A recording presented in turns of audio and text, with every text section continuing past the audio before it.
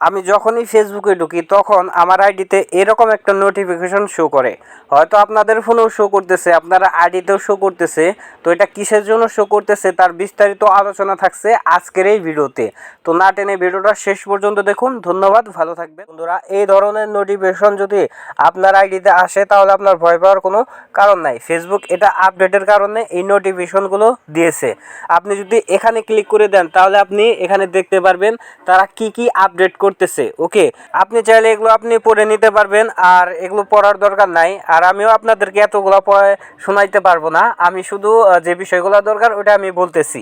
ওকে, তো এই আপডেটের কারণে আমরা যে আগে যে ভুলগুলো করছি, কমেন্টে ভুল করছি বা অন্যের ভিডিও ডাউনলোড করে পেজে ছাড়ছি, এরকম ভুল কিন্তু এখন করা যাবে না। তারা কিন্তু কঠিন একটা পদক্ষেপ নিতেছে। যাদের ছোট বড় পেজ আছে, অনেক সময় দেখা যায় অন্যের একটা ভিডিও ভালো লাগলো, ওটা ডাউনলোড করে নিজের পেজে আপলোড দিয়ে দিলাম। ওকে, তো এই ধরনের ভুল কিন্তু এখন করা যাবে না। এখন কিন্তু ফেসবুক নিয়মিত আপডেট হইতাছে, আপনার আইডি কিন্তু শেষ হয়ে যেতে পারে। ওকে, আর এই যে কমেন্টের কথা যে বললাম, কমেন্টে আমরা কিন্তু অনেক গালাগালি দেই। এই আপডেট আসার কারণে, আপডেটের পর থেকে কমেন্টে কিন্তু গালাগালি দেওয়া যাবে না। ওকে, তো ফেসবুক কিন্তু আপনার জন্য স্পেশালি ব্যবস্থা নিতে পারে। তো ফেসবুক আইডি বাঁচাতে, আমাদের ছোট বড় যে পেজগুলো আছে এগুলো বাঁচাতে আমরা একটু সতর্ক হই। ওকে, তো এই ছিল আজকের এই ভিডিওটি ভালো লাগলে একটি লাইক করবেন, একটি কমেন্ট করবেন এবং একটি শেয়ার করবেন।